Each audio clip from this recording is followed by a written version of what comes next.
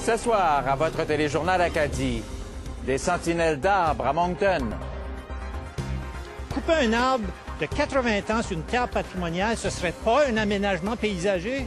Franchement. Le nouveau groupe conteste l'interprétation d'un règlement municipal.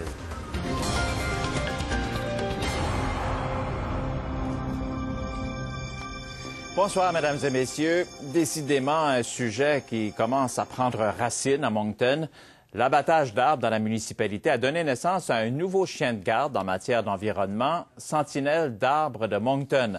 Le premier objectif, sauver ce qui reste des gros arbres sur le terrain près du château Bel-Âge. Et le nouveau regroupement en vient à la conclusion, Luc, qu'il y a au moins 3 arbres qui auraient été coupés illégalement. Oui, Abbé, c'est ce que les sentinelles d'arbres de Moncton soutiennent, mais la ville de Moncton affirme le contraire.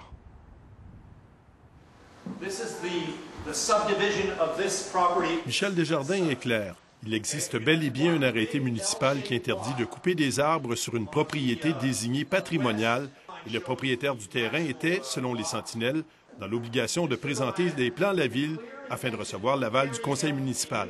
On voulait mettre sur la place publique ce que nous, on considérait comme étant les faits et le droit dans cette question-là. Alors, ce sera à la ville de déterminer qu'est-ce qu'elle veut faire à ce moment-ci. On a justement posé la question à Paul Thompson, directeur des communications de la ville. Cet arrêté municipal-là ne comprend pas des arbres. Ça se peut que c'est une différence légale, mais à ce point-ci, la position de la ville de Moncton, c'est que non, il faut qu'on développe de nouveaux arrêtés municipaux pour s'adresser à ces défis. Ça revient donc à la définition de ce que c'est un aménagement paysager, OK? Parce que dans l'arrêté municipal, c'est vrai qu'on ne parle pas d'arbres spécifiquement, mais on dit qu'on ne peut pas faire un aménagement paysager sans avoir la permission de la ville. Alors, couper un arbre de 80 ans sur une terre patrimoniale, ce ne serait pas un aménagement paysager?